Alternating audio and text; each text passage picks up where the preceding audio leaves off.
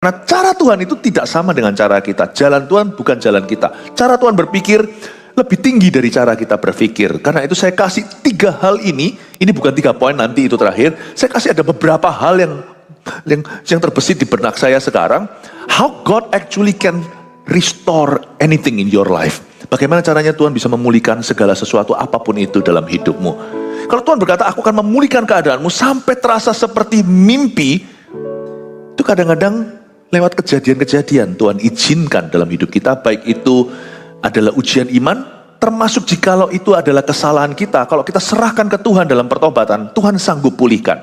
Dan ketika Tuhan pulihkan, salah satu manifestasinya adalah He will deepen your relationship with Him. Terlalu banyak kebajikan dan kemurahan-Mu tak terhitung satu persatu. Malah kami jarang to say thank you, untuk berterima kasih secara sengaja, memberikan persembahan terima kasih kehadirat-Mu.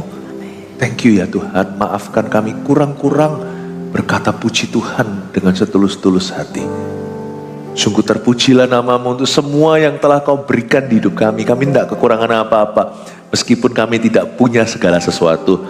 Tapi karena kami punya Yesus dan janjinya, kami punya segala-galanya. Terima kasih ya Tuhan, thank you. Terimalah persembahan thanksgiving kami dari gereja yang Kau cintai ini. Seluruh jemaatnya kami persembahkan kepadamu. Bolehkah kita mengangkat tangan kita dan berkata, thank you. Thank you, Jesus. Katakan Tuhan Yesus, Tuhan Yesus, terima kasih. terima kasih. Haleluya. Tuhan Yesus, sampaikan sabdamu, beritakan firmanmu, sembunyikan hamba di balik salibmu, sehingga kami memperoleh mazmur-mazmur baru untuk ya Tuhan menuntun kami di jalan yang rata. Kami percaya tidak ada yang mustahil dengan Allah, tidak ada sukar bagi orang percaya. Kami bersyukur, optimis hati, kami akan segera dibangun oleh firman, perkara mustahil pun akan terjadi. Terima kasih Tuhan, dalam nama Yesus, haleluya, amin. Yang percaya, berikan tepuk tangan untuk Tuhan Yesus, glory to God. Di Mazmur 126 saya kasih judul, Mazmur untuk orang yang memulai lagi dari bawah. Jikalau Anda seolah-olah harus memulai dari bawah, mungkin tidak memulai dari nol sama sekali, maka Mazmur ini untuk Anda. Baik itu kesalahan yang pernah kau lakukan, lalu Anda harus memperbaiki, atau mungkin Anda kehilangan segala sesuatu, harus mulai lagi. Atau bisa jadi sekarang di titik Anda belum apa-apa, rasanya kok tidak punya modal, tidak punya kekuatan. Berdasar apa aku mulai bisa membangun kehidupanku? Maka Mazmur ini untukmu. Kita buka sama-sama Mazmur pasal 126. Ini nyanyian ziarah, pengharapan di tengah-tengah penderitaan. Saya baca ya ayat 1 sampai 6 dulu. Oh, totalnya cuma 6 ayat sih, saya bacakan dulu. Ketika Tuhan memulihkan, nyanyian ziarah. Ketika Tuhan memulihkan keadaan Sion, keadaan kita seperti orang-orang yang bermimpi. Pada waktu itu mulut kita penuh dengan tertawa dan lidah kita dengan sorak-sorai. Pada waktu itu berkatalah orang di antara bangsa-bangsa, Tuhan telah melakukan perkara besar kepada orang-orang ini. Tuhan telah melakukan perkara besar kepada kita, maka kita bersuka cita. Pulihkanlah keadaan kami ya Tuhan, seperti memulihkan batang air kering di tanah Negeb. Orang-orang yang menabur dengan mencucurkan air mata akan menuai dengan bersorak-sorai. Orang yang berjalan maju dengan menangis sambil menabur benih, pasti pulang dengan sorak-sorai sambil membawa berkas-berkasnya. Katakan amin. Ini adalah Mazmur yang ditulis oleh seorang hamba Tuhan bernama Ezra. Ezra ini luar biasa, saya kasih profilnya. Ezra ini, itu loh, Ezra Nehemia, seorang hamba Tuhan, seorang pendeta di Perjanjian Lama yang pulang bersama dengan orang-orang buangan yang sudah jadi bukan tahanan, menjadi tawanan bangsa lain selama 70 tahun. Akhirnya Tuhan genapi janji, di tahun ke-70 itu Tuhan Tuhan sungguh-sungguh beri Yobel terjadi, tahun Jubeli. Tuhan itu suruh mereka kembali, Tuhan gerakkan seorang raja yang notabene tidak takut akan Allah, tapi hati raja di tangan Tuhan, disetir kiri kanan. Tiba-tiba didorong aja, digerakkan. Orang Israel, kalian kaum Yahudi, kembali ke tanah airmu. Maka banyak yang mau sekalipun yang lainnya sudah mapan. Namanya 70 tahun itu udah generasi berapa? Misalnya kalau di sini ada orang Tionghoa, masa kita mau kembali ke Tiongkok? Kita di sini itu sudah orang Indonesia. 7 generasi kali, 4 atau berapa generasi bahkan lebih banyak. Misalnya bicara tentang kesukuan. Ini orang-orang Yahudi sudah merger dengan budaya Babilonia. Tetapi ada juga yang tergerak, termasuk Ezra. Ezra ini seorang hamba Tuhan, tinggalkan zona nyaman, pulang untuk membangun bait suci, dan Nehemia juga sejaman membangun temboknya. Ezra ini full timer, Nehemia itu seorang yang di marketplace. Nah, Ezra ini luar biasa, dia juga seorang penulis. Ternyata dia juga multi talented. Dia juga bisa gubah lagu. Sebab Mazmur itu puji-pujian. Mazmur 126 ini karangan Ezra. Dia nulis buku apa aja. Ezra Nehemia itu dia yang tulis. Ezra Nehemia. Lalu juga Mazmur 119 itu jangan kau kira itu yang nulis Daud. Bukan, itu Ezra. Mazmur terpanjang. Termasuk Mazmur 126 lagu ini. Nah, itu Ezra ya. Jadi sekarang sudah ngerti. It was written by Ezra waktu bangsa Israel keluar dari Babilonia. 70 tahun nih. Nyanyian ziarah by Ezra. Ayat pertama, ketika Tuhan memulihkan keadaan Sion. Kita bicara soal pemulihan nih. 70 tahun mereka di negeri orang. Ya. Mereka terdampar. Berangkat dari Teluk Bayur. Ya, itu ada lagu zaman dulu, mungkin yang muda-muda nggak tahu. Selama tinggal Teluk Bayur, nggak tahu ya, sudah ketahuan usia. Bahkan lebih tua dari saya itu lagu. Ya, my Bonnie is over the ocean. Sungguh-sungguh dia is over the ocean, over the sea. Bring back my Bonnie to me.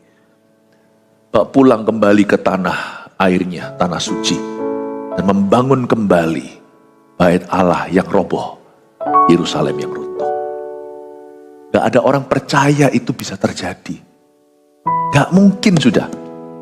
Jangankan bangun kembali. Gak tentu orang Yahudi mau kembali. Gak bayangkan. Mereka itu sudah berapa keturunan, 70 tahun itu waktu yang lama. Sudah lupa. Udah gak ada koneksi gitu loh, udah gak ada ari-ari. Supaya tahu konteksnya ya. Karena kita hari ini bicara tentang Mazmur untuk orang yang memulai lagi dari bawah. Sekalipun kita seolah-olah tidak punya modal apa-apa. Tidak ada alasan untuk percaya. Ari-ari pun tiada. Tapi kalau Tuhan berfirman, sesuatu yang hilang bisa kembali loh. Kalau Tuhan yang suruh, sesuatu yang tidak mungkin bisa terjadi. Yesus itu harus tinggal di sorga sampai pemulihan segala sesuatu. Coba kita pelajari dulu kata pulih. Lihat ayat 1. Ketika Tuhan memulihkan. Katakan memulihkan. Memulihkan itu artinya mengembalikan. Gampang lah. Pemulihan itu restorasi. Dulu gak ada di situ, sekarang sudah ada lagi. Itu artinya pulih. Memulihkan. Ketika Tuhan memulihkan keadaan Sion, itu seperti itu artinya Tuhan mengembalikan Sion pada keadaan semula di tempat yang sama. Tuhan gak cari lokasi baru. Di atas reruntuhan itu Tuhan bangun kembali. Bagi Tuhan tiada yang mustahil. Kata Tuhan memulihkan itu artinya Tuhan mengembalikan. Bisa gak Tuhan mengembalikan sesuatu yang udah lama mati? Bolak-balik terjadi. Di kitab Yeskiel pernah satu insiden. Dalam penglihatan Nabi, itu tulang-tulang udah mati semua kering. Tapi karena Tuhan berfirman, Tuhan tanya dulu sama Nabi, menurut kamu bisa hidup gak ini? Tuhan pancing tuh. Tuhan berikan ujian iman. Yeskiel gak sok tahu, bisa. Gak pakai positive thinking. Dia pakai humility, pakai kerendahan hati. Dia berkata, hanya Engkau yang tahu. Lalu Tuhan kasih dia perintah karena dia siap hatinya. Tuhan pakai orang yang siap. Tuhan berkata, bernubuatlah kepada 4 arah angin itu. Ketika dia bernubuat, angin itu berhembus. Tulang-tulang yang mati itu, semua tentara Israel yang terbunuh, itu tiba-tiba mulai bergerak, mulai ditutup daging urat, mulai ada ototnya, menjadi sebuah tentara yang besar dalam penglihatannya.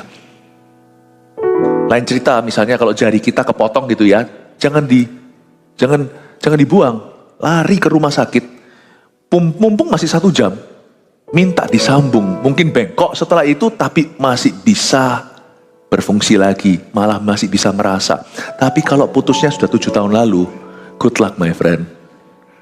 Gak bisa. Bagi Tuhan, tidak ada kata terlambat. Itu tulang-tulang udah kering, berarti kering itu sudah tidak jadi mayat, itu sudah jadi fosil, tapi jadi tentara yang hidup. Bagi Tuhan gak ada kata too late. Kalau Tuhan memulihkan, itu berarti Tuhan mengembalikan. Sekalipun sudah lama, gak mungkin kata orang, kalau Tuhan berfirman, you percaya, itu terjadi. Jangankan mengembalikan yang lama. Menjadikan dari yang gak ada, menjadikan dari apa yang tidak ada menjadi ada aja Tuhan bisa.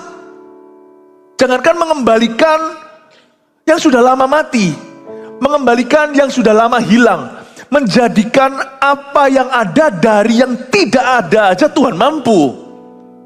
Gak seperti sulapan, itu kan trik mata. Gak ada padahal disimpan di dalam bajunya. Kalau Tuhan itu sungguhan, kalau dia mengadakan yang ada dari yang tidak ada, itu Tuhan menciptakan, Allah pencipta kita. Masa susah sih? Dia buat seseorang pulih, bisnisnya pulih, pernikahannya pulih, pertemanannya pulih, pelayanannya pulih, masa depannya yang sudah kelihatannya hancur dipulihkan, dikembalikan. Yang namanya shalom itu kalau kita saling menyapa itu artinya nothing missing, nothing broken. Yang namanya shalom peace itu artinya apa yang hilang ditemukan. Apa yang putus disambung sama Tuhan. You must know the God you love and serve. Allah yang kau cinta dan sembah itu bukan hanya penebus, dia pencipta. Dia jadi penebus karena kita berdosa, tapi dia terlebih dahulu seorang pencipta. Bagi dia tiada yang mustahil. Mazmur ini membangkitkan iman banget. Dan Mazmur ini penuh dengan instruksi. Saya itu kagum sama Esra, dia itu kenal hati Allahnya. Saya mau belajar sesuatu dari tulisan dan dari lagunya.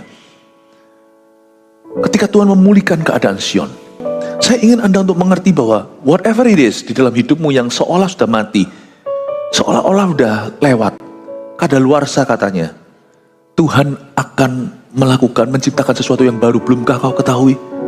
Bagi Tuhan tidak ada yang mustahil. Siapa yang percaya berikan sorak-sorai bagi Tuhan. Sekarang saya kasih kepada Anda, memberi Anda guideline atau tuntunannya. Apa sih ekspektasinya pulih? Ketika Tuhan memulihkan keadaan Sion, kita sekarang tahu ya background history atau latar belakang sejarahnya.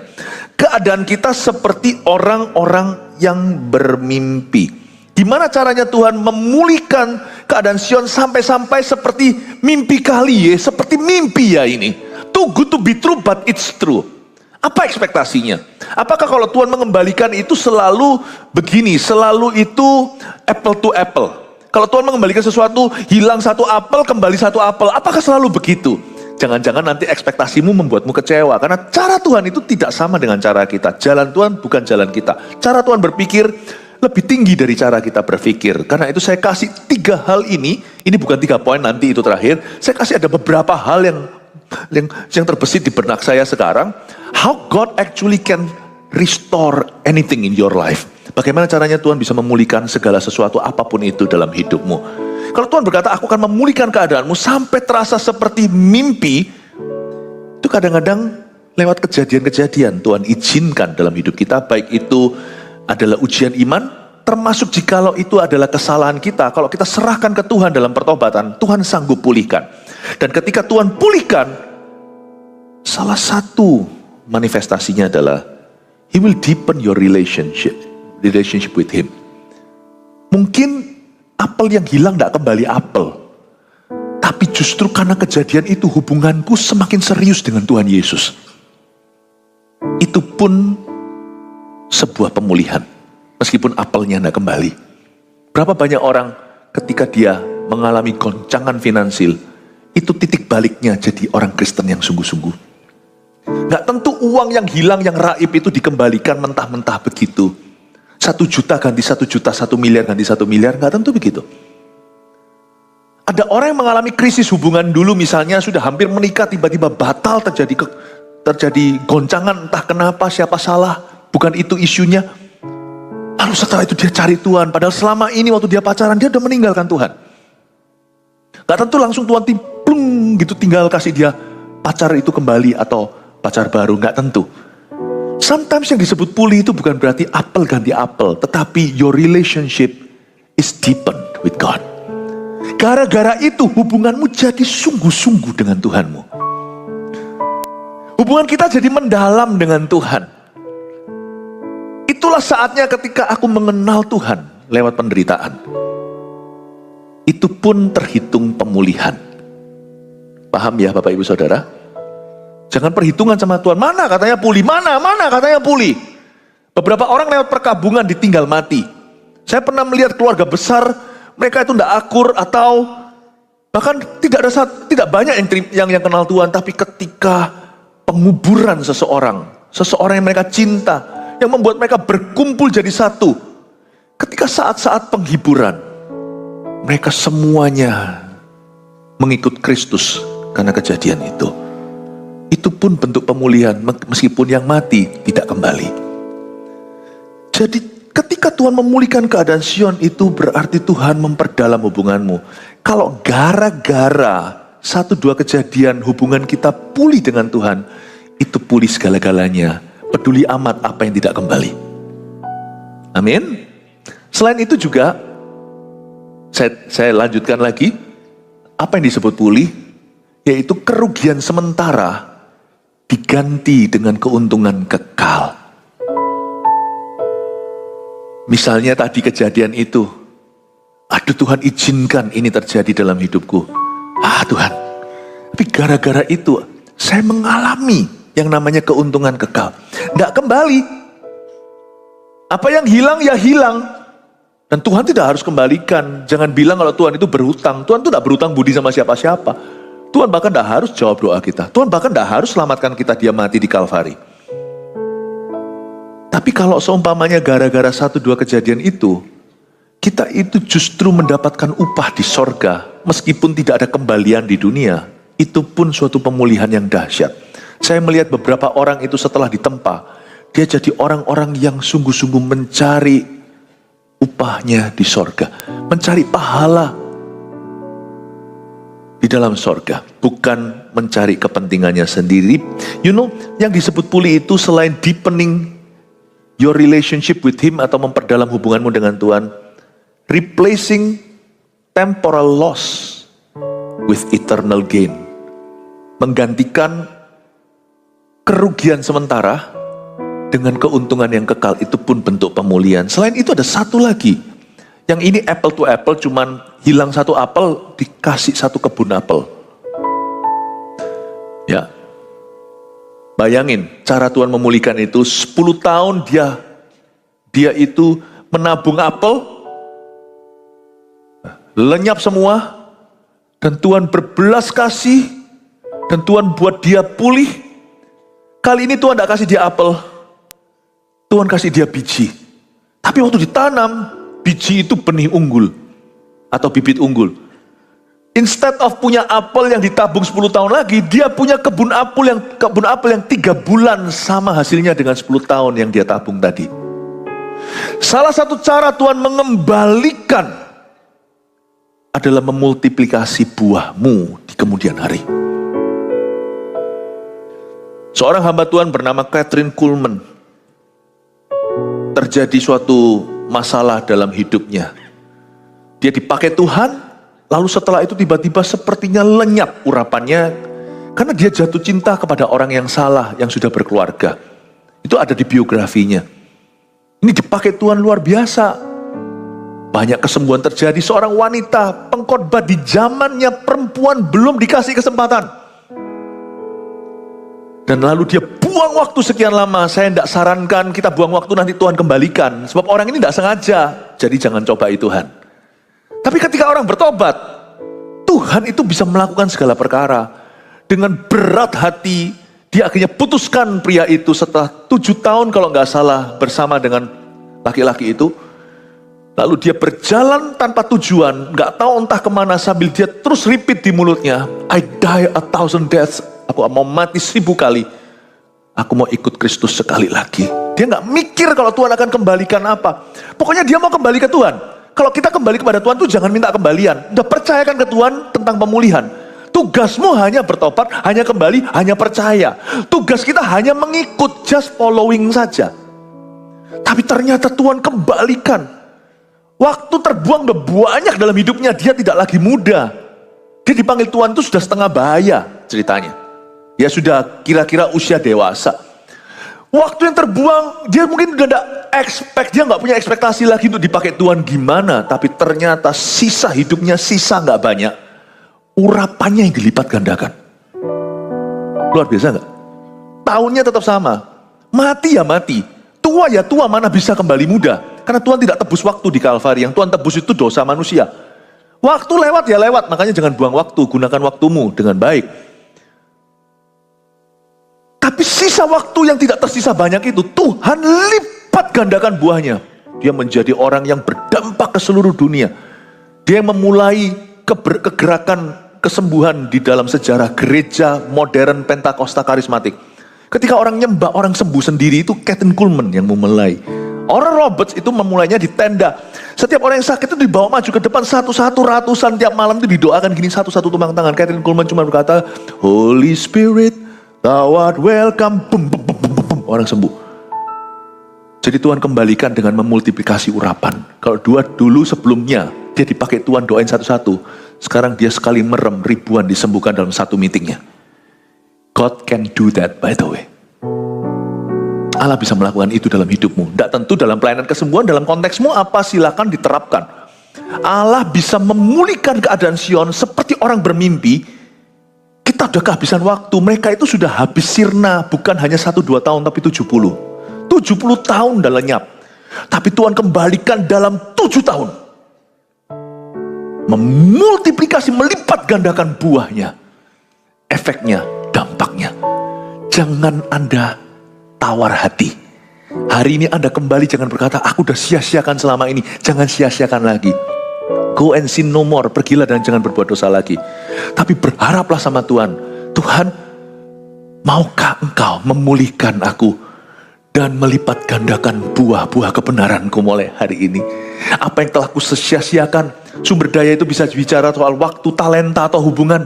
Aku tidak akan sia-siakan lagi. Bolehkah Tuhan? Mungkin aku adalah seorang hamba Tuhan yang jatuh. Beberapa orang berkata begitu. Tapi kalau ada sungguh-sungguh, jangankah ingin pamor pelayanan, publik figur segala. No. Rindukan pemakaian Allah, bukan pamornya. Misalnya ada hamba Tuhan yang jatuh ya. Siapa tahu mungkin. Mungkin Anda tidak lagi berdiri di depan ribuan. Karena sekali reputasi itu tercoreng, susah kembali. Itu sudah fakta lapangan. Tapi kalau Anda tulus sungguh-sungguh, misalnya ini cerita tentang seorang hamba Tuhan. Siapa tahu Anda hanya menangkan satu. Tapi satu yang kau menangkan itu Reinhard Bonke. Nanti almarhum. Yang akhirnya pergi ke sana. Se-Afrika, sekali khotbah Nigeria, 1, sekian juta orang bertobat dalam satu malam. Seorang hamba Tuhan bernama The Jeffries Brother. Jeffries Brother itu Stephen Jeffries, George Jeffries. Dua-dua ini luar biasa. Kalau Anda pernah dengar tentang Smith Wigglesworth, seorang dari England situ, Wales atau England sana. Ini orang yang dipakai Tuhan itu loh, membangkitkan 14 orang mati termasuk istrinya sendiri di tahun 1900 awal-awalan. Ini orang yang kasar itu loh, tukang ledeng dulunya itu loh. Yang kalau doain orang itu digebuk, untung kita tidak ada hamba Tuhan seperti itu. Sakitnya kanker, boom. Orangnya marah tapi kankernya sembuh, dia sadar. Akhirnya berkata puji Tuhan. Smith Wigglesworth ini belajar di pertemuannya dua orang ini. Bayangin hebatnya orang ini, tahu nggak?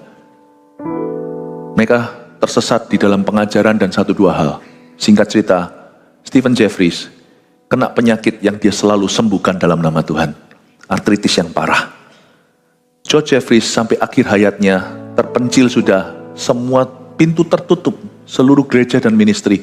Karena pelayanan mereka membingungkan orang. Padahal urapannya dahsyat. Mungkin karena tetap tidak bisa menggantikan ya, urapan itu tetap harus disertai dengan pengajaran yang baik. Akhirnya singkat cerita, George Jeffries tinggal di England sana. Ada satu orang Jerman anak muda, suatu hari sekolah seminari di mana, orang Jerman. Lalu habis itu dia pulang, dalam perjalanan pulang ke Jerman, kan Eropa itu semua zaman dulu pun sudah pakai jalan darat. Lalu dia datang dan dia dia terdampar sebentar, masih ada waktu transitan. Nanti mungkin kereta berangkat jam berapa, dia ada uang sisa, namanya youth without money. Langsung akhirnya dia naik bus keliling kota. Lalu dia tiba-tiba bisa aja kesasar, pergi ke satu rumah tulisannya Home of George Jeffreys. Lalu dia mungkin bel dan berkata, ada orang nggak? Tiba-tiba ada tante-tante orang barat. Ya, langsung berkata, nggak ada, George Jeffreys nggak ada. Dari dalam suara rumah ada suara, let the young man in, masukin. Ketemu sama satu orang tua. Are you really George Jeffreys, the revivalist? Yes. Doakan, singkat cerita. Anak muda ini merasa seperti mendapatkan pencerahan terang luar biasa, baru ketemuan setengah jam. Didoakan, mari selesai, dia cepat ke stasiun. Sampai ketemu sama orang tuanya break the news tanpa tahu apa yang terjadi dengan anaknya. Kamu tahu, George Jeffreys, the revivalist had just passed away. Baru mati. Ini orang yang sudah dihindari ministry, oke? Hamba Tuhan yang sudah ada corengnya. Tapi dia sungguh-sungguh kembali, bukan kokonya, ini adiknya yang urapannya lebih kurang kalah sama kokonya Stephen Jeffreys, itu yang luar biasa. Dia cuma berkata, the master is here, plung, orang gak punya mata itu keluar mata. Andai kata FKA bisa begitu, haleluya. Itu siapa namanya, Smith Wigglesworth, lihat pernah datang di pertemuannya, tahu apa yang terjadi? Smith Wigglesworth pernah sekali juga punya satu ide. Yang crazy, orang nggak punya kaki ya, punya kaki tapi nggak punya kaki sini loh. Apa ini? Ini kan leg, ini foot. Dia nggak punya foot, disuruh beli sepatu. Ini orang gini apa? Beli sepatu, jangan ditiru. Yang gini itu iman, karunia iman. Beli sepatu, plung, keluar kakinya. Saya nggak pernah ngalami mujizat yang begitu. Nggak pernah melihat mujizat yang begitu. Stephen Jeffreys sudah dari dulu gitu. Ini George Jeffreys adiknya. Doain anak muda itu. Mau tahu anak muda itu siapa? Reinhard Bonnke. Sudah meninggal tentunya, almarhum. Sebelum Reinhard Bonnke ada satu revivalist yang ke Afrika dulu yang seperti itu, namanya T.L. Osborne. Supaya sedikit saya kasih cerita, ini di semua ibadah saya tidak cerita, cuman kok saya tergerak cerita di sini. Mungkin di sini, saya tanya di sini, siapa sini adalah anggota tetap CG, angkat tangan. Tuh, agak diangkat. Oh makanya, semua ya. Makanya saya harus cerita begini. Di sini banyak orang-orang CG people di sini. Ini yang terjadi, sedikit story about revival. Saya mau tunjukkan satu dimensi Allah. George Jeffreys sudah terkucilkan. Tapi di akhir hayatnya, dia cari Tuhan. Dia merendahkan hati. Stephen Jeffreys yang memulai semua kejatuhan itu, dalam pertemuan yang didengarkan oleh Smith Wigglesworth, dia berkata, ladies and gentlemen, the whole world is at my feet worshiping me. Gila nggak? Just because you bisa terjadi banyak mujizat dalam ministry, you're not Jesus. Jatuhlah. George Jeffreys cari Tuhan. Tuhan pulihkan, dia tidak bisa lagi berdiri ribuan. Mana ada orang mau buka pintu, nggak ada ribuan. Tapi di akhir hayatnya ketemu satu anak muda yang goncangkan seluruh Afrika. Itu namanya restorasi. Ketika Tuhan memulihkan keadaan Sion. Ribuan tiada lagi. Satu yang goncangkan jutaan. Anda jangan putus pengharapan. Tuhan belum selesai. You belum game over. Asal Anda masih berbalik segenap hati, Tuhan masih punya rencana. Katakan kanan kirinya, Tuhan masih punya rencana buat Anda. Kasih tepuk tangan untuk Tuhan Yesus. Oke, nangkep ya ini ya. Waduh, saya harus ke ayat 2 nih sekarang ya. Waktu tinggal 3 jam soalnya untuk saya berkhotbah. Ketika Tuhan memulihkan keadaan Sion, keadaan kita seperti orang-orang yang bermimpi. Kenapa seperti orang bermimpi bagi Ezra? Karena mereka semua orang Yahudi udah gak berharap bisa keluar dari Babilonia. Udah 70 tahun tuh, udah berapa generasi.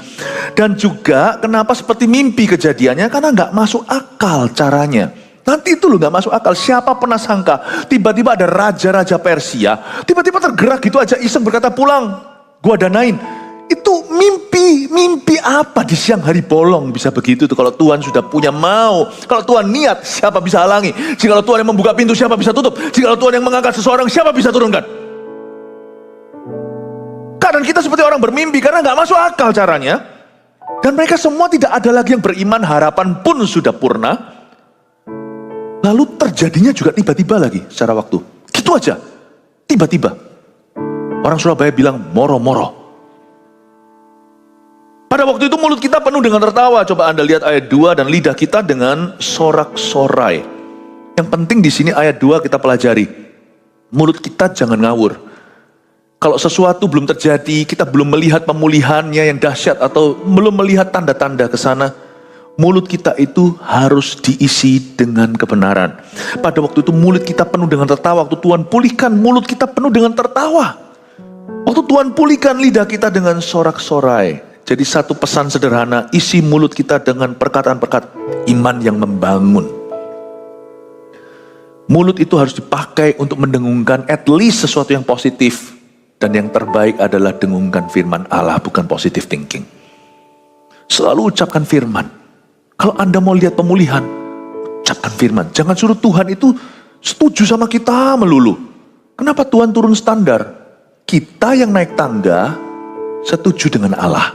Orang yang mengucapkan firman, yang mengakui iman dengan firman, bukan iman-imanan ya, mengakui iman yang dari firman, iman timbul dari pendengaran oleh firman. Orang yang mengakui firman itu dengan kata lain, dia itu agree with God. Orang gitu tuh paling berkuasa. When you agree with God, no one can stand against you. Kalau kita itu sepakat dengan Allah, setuju, siapa berani melawanmu? Otoritas kita tidak terletak pada pikiran kita, ide kita, perasaan kita apalagi. Otoritas orang percaya itu ada pada firman Allah. Yesus saja anak Allah. Gak ngawur loh ketika dicoba iblis, dia selalu berkata ada tertulis. Padahal Yesus itu sendiri firman, pada mulanya adalah firman, firman itu bersama dengan Allah, firman itu adalah Allah. Kita tuh beda. Kalau sekarang saya bisa mengubah hidup seseorang, itu bukan karena saya, tapi karena saya memberitakan firman. Coba sekarang kalau saya tidak beritakan firman, saya cuma cerita filsafat manusia atau what I think atau opiniku, gak akan ada orang diubahkan Tuhan. Gak peduli saya sefasih apapun lidah, kalau saya hanya menjadi seorang yang memotivasi, bukan menyampaikan kebenaran, bukan memberitakan firman dan menjabarkan, saya itu gak punya otoritas. Otoritasku itu dari firman. Ketika saya beritakan, baru terjadi kuasa. Kalau Yesus lain, Yesus sendiri itu sudah firman. Jadi Yesus, kalau misalnya Tuhan Yesus lagi, pasti sebagai manusia pernah bersin lah, itu firman. Karena Yesus itu firman. Whatever he says is the word of God. Tuhan Yesus tidak perlu ngomong apa-apa, diam gini aja sudah firman. Kalau saya nggak bisa, kalau saya diam, saya nggak jadi teladan. Saya harus meneladani firman untuk jadi teladan. Waktu saya berpatron pada firman Allah, saya bertindak sesuai dengan pengajaran firman, maka saya jadi teladan. Yesus tidak perlu lakukan apa-apa, diam aja sudah jadi teladan. Tapi tetap waktu dicobai setan, dia berkata, ada tertulis. Ada tertulis. Ada tertulis. Dia nggak ngawur. Yesus ajari kita tidak boleh sok pangkat. Anak Allah aja dalam keberadaannya sebagai manusia mengambil rupa seorang hamba, meskipun dia tetap ilahi 100% Tuhan, dia kosongkan dirinya pakai firman, pakai Taurat. Ada tertulis manusia hidup bukan dari roti saja, tapi dari setiap firman yang keluar dari mulut Allah. Jangan cobai Allahmu, sembahlah dia. Itu semua Taurat Tuhan. Tuhan ajari kita, Anda mau lihat pemulihan, mau lihat mujizat, mau lihat berkat, mau lihat penyertaan Tuhan, agree with me. Don't ask me to agree with you. Setuju dengan aku. Jangan suruh aku yang setuju denganmu. Berapa kali kalau kita doa, kita tarik Tuhan turun, bukan Tuhan angkat kita naik. Agree with me. This is what I want. Ini aku mau begini. Tuhan mengapa gini, mengapa gitu. Lalu pikiran kita yang mendominasi. Aku kecewa sama Tuhan, kenapa aku melayani begini-begitu. Kenapa kita terlalu banyak bicara yang tidak seperlunya. Kalau kita mau bicara, firman Tuhan berkata, hendaklah kau berbicara sebagai seorang yang memberitakan firman. Meskipun tidak ada orang yang mendengarkanmu, telingamu mendengarkanmu. Bicara firman. Orang yang mengucapkan firman itu menciptakan kehidupan. Kalau kita mau melihat pemulihan, speak nothing but the word of God. Speak nothing but the word of God itu bukan berarti setiap mana-mana kita selalu ngutip firman. Nanti ditanya sama orang, mama ada enggak firman Tuhan? Kalau ada orang telepon Kejadian pasal 1, pada mulanya adalah firman. Loh, mama ada enggak kok pada mulanya ada firman? Yohanes pasal 1 maksudnya. Enggak. Tetap kita tidak harus masuk di kata-kata netral untuk bisa berhubungan, untuk bisa terhubung dengan orang di dunia. Tapi jangan yang kotor. Jangan yang mendukakan Roh Kudus. minimalisnya UMR perkataan itu adalah netral. Tetapi itu tidak mengubah apa-apa, itu cuma terhubung saja. Kalau kita mau terhubung dengan Allah dan janji-janjinya, kita harus masuk ke dimensinya Tuhan. Itu firman.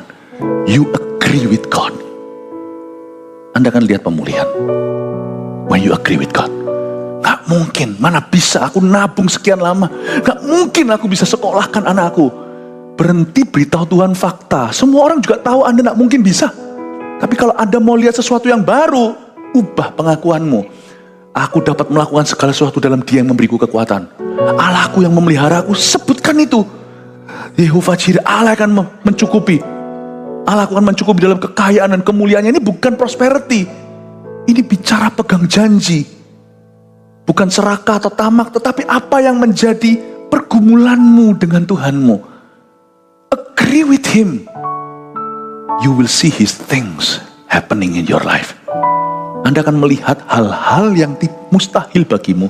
Apa yang mata tidak pernah lihat, apa yang telingamu tidak pernah dengar, apa yang belum pernah kau pikirkan, Tuhan sediakan bagi orang yang mengasihi Tuhan. Mulutku, pada waktu itu mulut kita penuh. Mulut kita penuh, itu ngiang-ngiang di telinga saya. Mulut kita penuh apa? Kalau mereka penuh dengan tertawa, lidahnya dengan sorak-sorai. Biasakan juga dari mulut kita sendiri, bukan untuk didengar orang ya, tapi biasakan kalau ada apa-apa, berkata dengan tulus-tulus di hati, puji Tuhan. Ini bukan latah ya, ada orang itu yang tujukan pada orang, oh puji Tuhan. Puji Tuhannya kurang bijaksana lagi. Kemarin ya, saya baik masuk ke imigrasi, saya selundupkan ini, puji Tuhan, lewat. Kemarin saya makan, ternyata tidak dimasukkan. 3 makanan termahal, lupa dimasukkan sana, puji Tuhan. Kemarin saya makan di Korti, iya yang rugi sana, tidak puji Tuhan ya. Tapi kalau sesuatu yang benar, sesuatu yang layak, biasakan mulut kita berkata praise the Lord. Bukan untuk didengungkan, tapi untuk kau katakan ke Tuhan. Waktu saya dengar sesuatu, saya sendirian di kamar saya, atau saya di ruang study saya, atau saya di mana, kita puji Tuhan. Oh, puji Tuhan. Terus saya terima kabar jemaat ini sembuh. Wow, puji Tuhan. Praise the Lord. Kalau perkara bagus saja kita jual mahal. Kita pelit puji Tuhan. Nanti susah kita memuji Tuhan di saat susah. Latihlah mulutmu dan lidahmu beribadah. Lidah kita penuh sorak-sorai bukan? Biasain ngomong puji Tuhan ya. Bisa? Latihan mulai hari ini. Saya kasih PR semua jemaat. Kalau Anda mau lihat Tuhan dekat, Tuhan tuh gak jauh. Dia sejauh mulutmu. Bukan ke Roma katakan gitu, Roma 10. Siapa yang akan tarik Yesus turun dari sorganya yang mulia? Siapa yang akan angkat dia dari lembahnya orang mati di Kalvari? No. Firman itu tidak jauh, dia ada di mulutmu. Gak usah tarik Tuhan kemana-mana lah. Gak usah cari kemana-mana. When you say praise the Lord, He's there to receive your thanksgiving. Dia ada di situ untuk menerima terima kasihmu. Biasakan untuk berkata puji Tuhan. Mulut kita penuh. Penuh dengan apa? Tanda tanya, jawab sendiri. Mulutku penuh dengan praise the Lord dan penuh dengan pengakuan iman. Ya, amin Bapak Ibu. Siapa diberkati Tuhan? Amin. Haleluya. Kasih tepuk tangan untuk Tuhan. Pada waktu itu mulut kita penuh dengan tertawa dan lidah kita dengan sorak-sorai. Pada waktu itu berkatalah orang di antara bangsa-bangsa, Tuhan telah melakukan perkara besar kepada orang-orang ini. Ketika orang-orang mulai notice ya, lihat ya, kesaksian dimulai dengan orang lain yang memperhatikan dulu. Jadi nggak perlu kita kesaksian untuk memenangkan,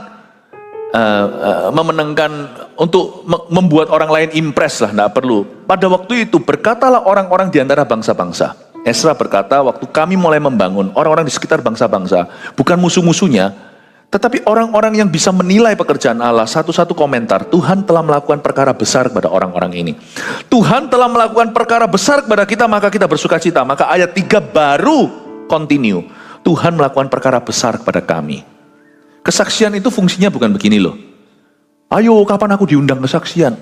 Kesaksian itu tidak perlu kau diundang. Orang lain akan menunggu kau dirimu bukan diundang. Kesaksian itu enggak, orang yang mau bersaksi itu enggak perlu menawarkan diri. Itu orang-orang yang antri. Kesaksian itu bukan mimbar. Kesaksian itu hidup. Dan orang-orang sekelilingmu itu siap mendengar kesaksianmu ketika mereka lihat buktinya. Nanti kan ada orang penasaran, garuk-garuk kepala, kok bisa begini ya bro? Nah di situ Anda bersaksi. Semua karena Tuhan. Aku tadinya begini doa, begini lalu Tuhan jawab demikian. Aku bingung lalu saya dapat firman, lalu saya mau klaim. Dan tiba-tiba Tuhan gerakkan saya puasa, terjadi sesuatu setelahnya. Kesaksian itu gitu. Tuhan telah melakukan perkara besar kepada orang-orang itu. Pertama-tama komentar orang. Lalu di ayat yang berikutnya Tuhan telah melakukan perkara besar kepada kita. Mari kita bersuka cita. Kalau kita dipulihkan sama Tuhan, jangan seperti 9 orang kusta setelah pulih tidak kembali.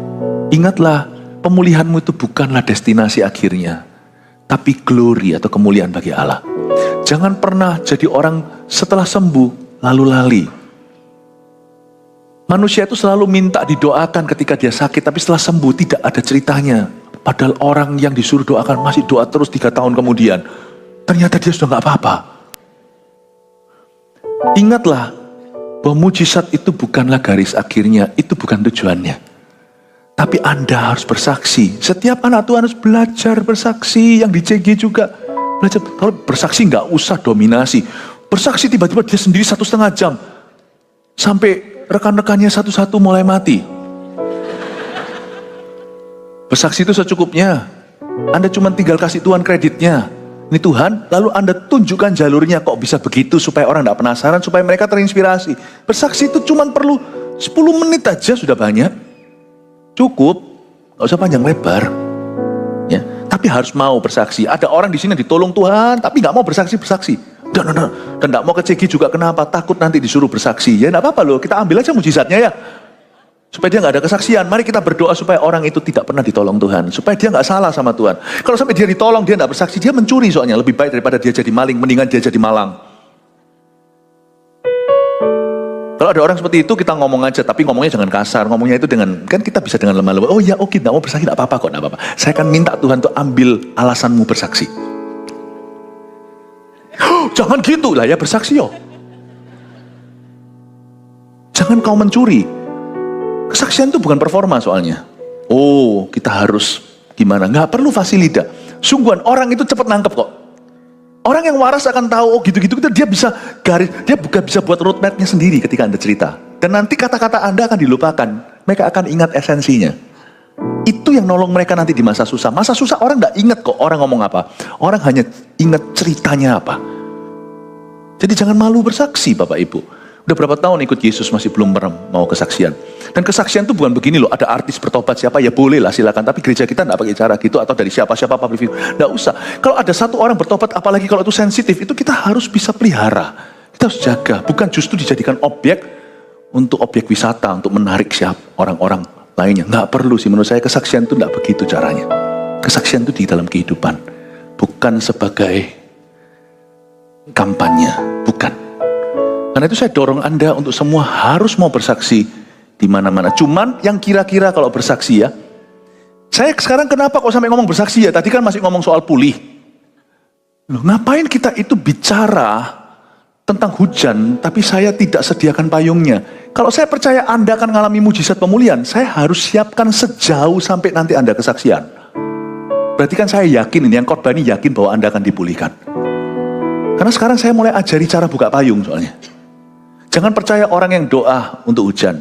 Sama sekali tidak beli payung, sediakan kayak, atau ajari gimana buka payung bagi yang nggak pernah.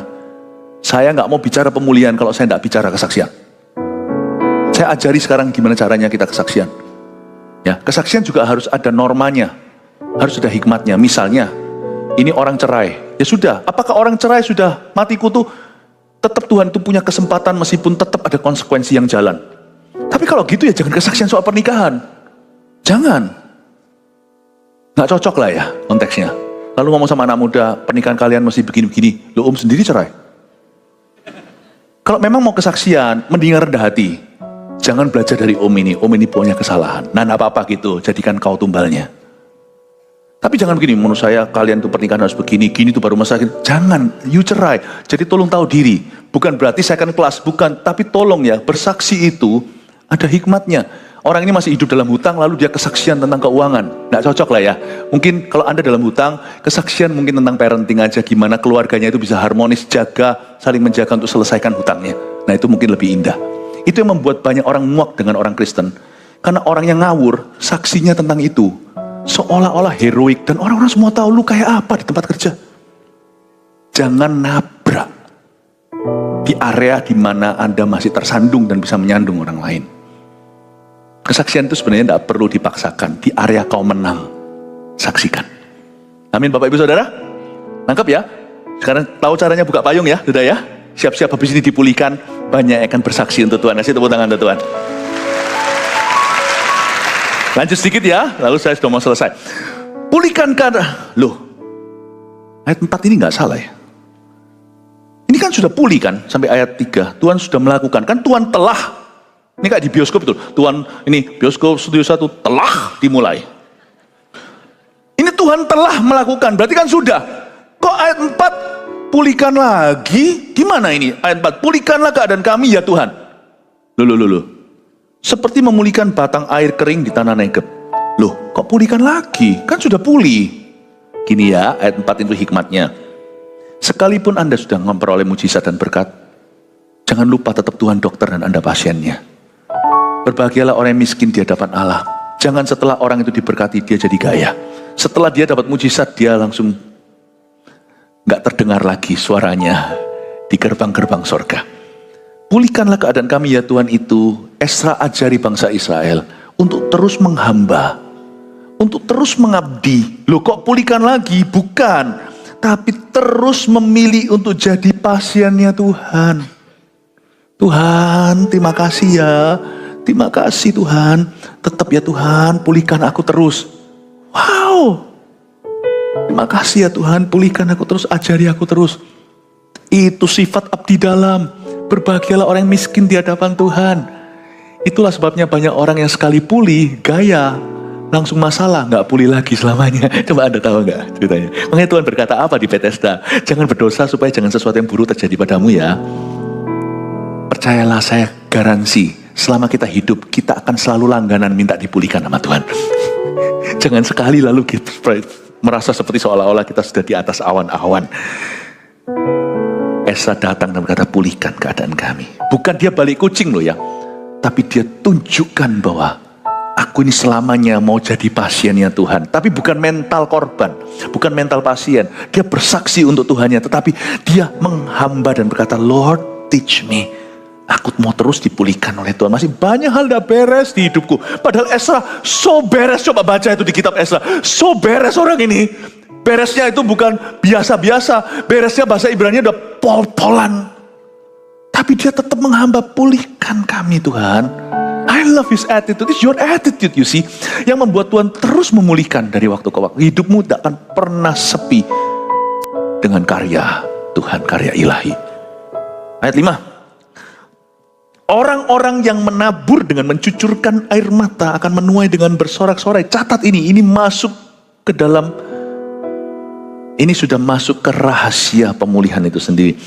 Orang yang menabur dengan mencucurkan air mata, hanya karena kita menangis karena penderitaan kita, tidak harus itu menghalangi kita untuk menabur terus. Ada beberapa macam air mata buaya itu pura-pura. Tapi juga ada air mata yang sia-sia, bukan ditaburkan tapi dikuburkan.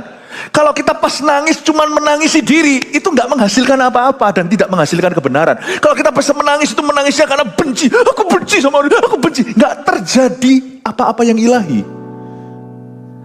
Air mata kelihatannya sama-sama basah, tapi jatuh ke tanah itu makna rohaninya beda.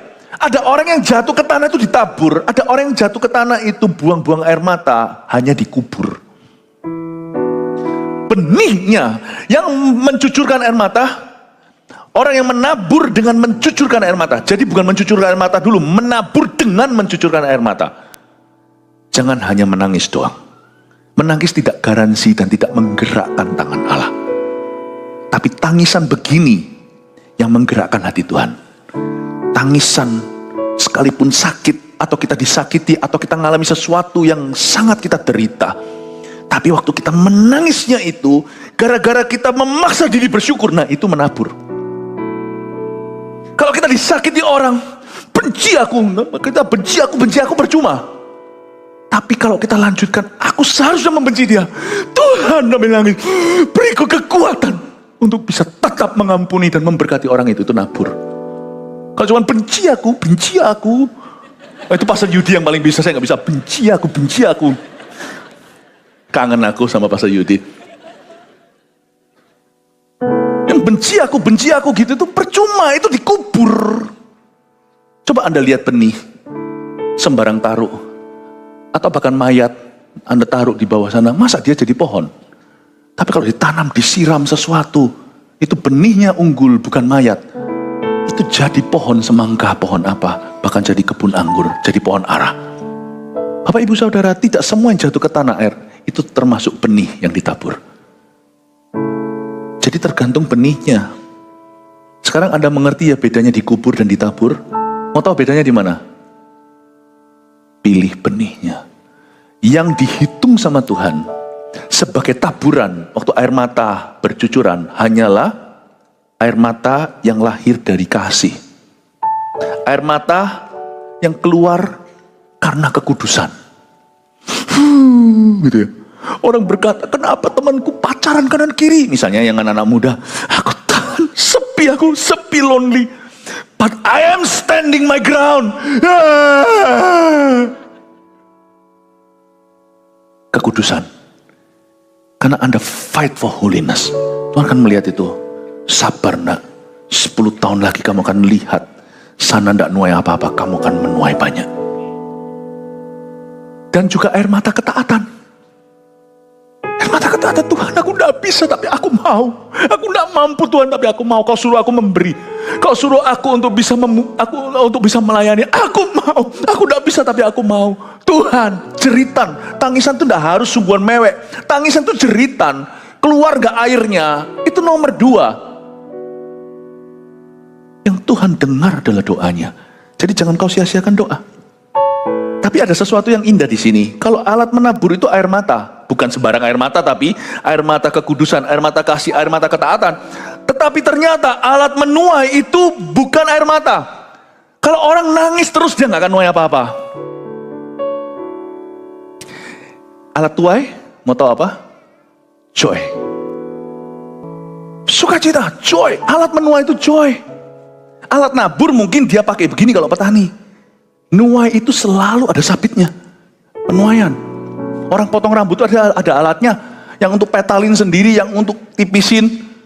Itu lain-lain semuanya alat cukur. Jangan salah alat. Coba lihat orang yang melas. Gak pernah diberkati. Gak pernah bisa mengatasi sesuatu dalam hidupnya. Selalu kasihan. Kasih apapun cemplung dia, semua hilang. Anda mau kasih berapapun apapun sumber daya sampai di dia. Sirna, gak pernah kembali. Seperti sapi kerbaunya Mesir yang makan lembu-lembu gemuk, gak ada sisanya. Sudah dimakan itu gak ada sisanya. Apapun yang dimasukkan ke dia, kenapa ya? Menabur, gak pernah kita lihat dia menuai apa-apa. Why? No joy. Orang gak pernah bersyukur, gak pernah happy, gak pernah merasa cukup, gak pernah berkata thank you, dan gak pernah berkata Tuhan you been good. Gak pernah. Selalu kasihan aku. Kasihan. Melas terus. Anda tidak akan pernah nuai. Makanya itu setelah Anda berdoa, beriman, Anda tangkap firman Tuhan. Setelah itu, gantilah sikap hatimu. Keluar dari ruang doa, raup dulu muka. Lap semuanya. Dan jangan seolah-olah kita kemana-mana jalan itu seperti korban. Haleluya. Dan kita berkata, Tuhan aku percaya. Aku kan percaya karena kasih setiamu. Karena Tuhan telah berbuat baik kepada aku, padahal belum. Tapi aku percaya dulu. Ngapain aku percaya baru melihat? Baru melihat, setelah itu baru percaya. Mana namanya iman? Kalau aku percaya dulu, itu baru namanya iman. Bapak ibu saudara, alat menuai adalah joy atau sukacita. Terakhir, orang-orang yang berjalan maju dengan menangis sambil menabur benih. Jadi jangan pernah Anda sia-siakan penderitaan Anda. Kalau memang sudah suffering, kalau Anda memang harus menderita, menderitalah dengan benar. Toh nangis anyway, lebih baik nangisnya itu dicampur ketaatan, air mata itu dihitung Tuhan. Dan Tuhan akan simpan dalam kirbatnya. Sehingga ada pepatah berkata gini di Mazmur, dan maka musuhku akan mundur. Waktu aku berseru, ku tahu, yakin Allah di pihakku. Pasti pulang dengan sorak-sorai, sambil membawa berkas-berkasnya. Pulangnya kalau masih melas, Tuhan tahan, berkas nggak diberikan. Kalau Anda mau pulang dengan membawa berkas-berkasnya, sorak-sorai dulu. Tuhan akan tunjukkan berkat itu sudah datang dalam hidupnya, sekalipun belum sebagai fakta. Ketika orang itu attitude-nya berubah dari sadness ke joy, dari nabur-nabur sekarang sudah done. Kalau aku sudah berkata amin, aku sudah menerimanya. Keluar sana Abraham menengadah kepala dan berkata, aku bapak segala bangsa-bangsa, masih mandul, anak satu pun belum, umur sudah 90-an. 90 sekian. You change your attitude. Ubah sikap hatinya. Dari sadness ke joy. Dari melas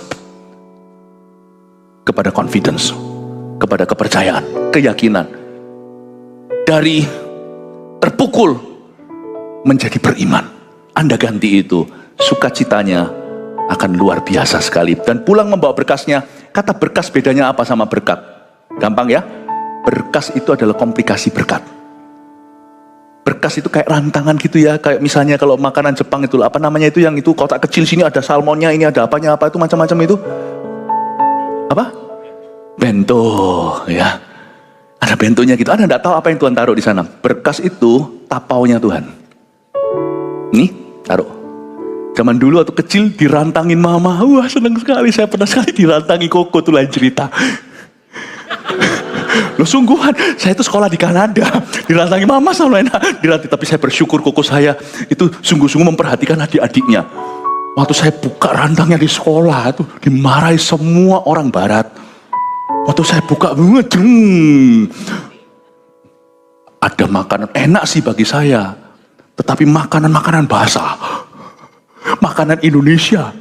Wah, mana-mana ya kan.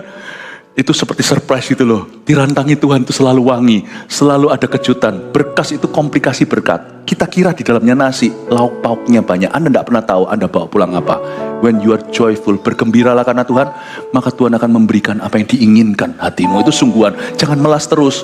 Kalau keluar dari gereja setelah doa berkat itu keluar dan joy. Meskipun masih punya masalah, berkata, aku percaya Tuhan sudah tolong aku. Gitu loh. Amin Bapak Ibu. Berikan tepuk tangan untuk Tuhan Yesus. Anda datang melas loh. Melas loh gitu ya bahasa Surabayanya. Melaslah silakan. Pulang jangan melas ya. Kalau pulang saya perintahkan dari firman, bukan saya. Anda pulang membawa sukacita. Amin Bapak Ibu Saudara. Siapa yang bersukacita, kasih tepuk tangan untuk Tuhan. 3 poin sini munculkan. Mazmur untuk yang memulai dari bawah. Nomor 1, Tuhan itu ajaib dan sanggup memulihkan segala perkara. Dia bisa kembalikan apa saja. 2, selalu ucapkan firman ya. Dan kata-kata iman yang membangun itu, orang-orang yang mau melihat pemulihan dahsyat dalam hidupnya harus punya disiplin tinggi. Nomor 3, alat menabur itu air mata, ketaatan. Bukan air mata saja ya. Kalau air mata tanpa ketaatan nanti Anda salah sangka. Kiranya nangis pasti didengar Tuhan. Gak tentulah. Saya kadang-kadang melihat orang yang nangis terus kalau doa tapi tidak kemana-mana, itu ada banyak. Sama dengan orang konseling tidak pernah mau cari solusi, cuma mau didengarkan. Itu berapi, repot itu. Tapi kalau Anda sudah tahu air mata ketaatan itu yang Anda target, Anda tidak akan pernah tersesat atau kesasar. Alat menabur itu air mata ketaatan, dan alat menuai itu adalah sorak-sorai. Haleluya. Kasih tepuk tangan untuk Tuhan Yesus. Mari kita semua bangkit berdiri. Come on guys, PAWM naik ke atas sini. Puji Tuhan.